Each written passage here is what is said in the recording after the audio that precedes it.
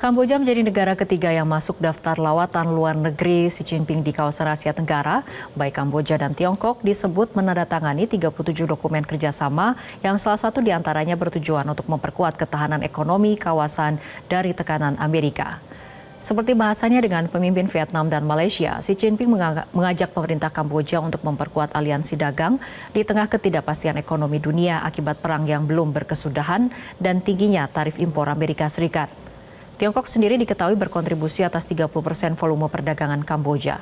Tidak hanya itu, pendanaan pembangunan infrastruktur transportasi dan pertahanan Angkatan Laut Kamboja juga disokong Tiongkok. Maka tidak heran Kamboja menyebut Tiongkok sebagai mitra utamanya.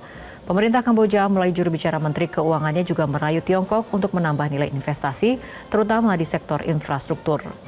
Selain kemitraan ekonomi, baik Tiongkok dan Kamboja juga menyepakati 37 dokumen kerjasama di sektor pendidikan, teknologi informasi, agrikultur, pariwisata, hingga isu gender.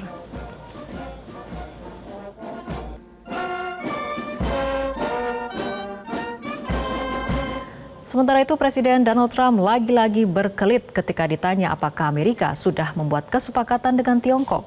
Trump menegaskan akan memaksa Tiongkok untuk menyetujui tarif resiprokal meski dialog antara kedua negara tidak berjalan mulus. Have you talked directly to President Xi? I don't want to say that. It's just not appropriate. But you're speaking. Sorry. Has he called you directly, President Xi, or reached out to try to facilitate a conversation? Well, you'd think it was pretty obvious that he has, but we will talk about that soon. It's not that important because honestly, we're going to have a deal. I believe we're going to have a deal with China. And if we don't, we're going to have a deal anyway because we're going to set a certain target and that's going to be it. You have anything to say about that, Howard? Jelajahi cara baru mendapatkan informasi. Download Metro TV Extend sekarang.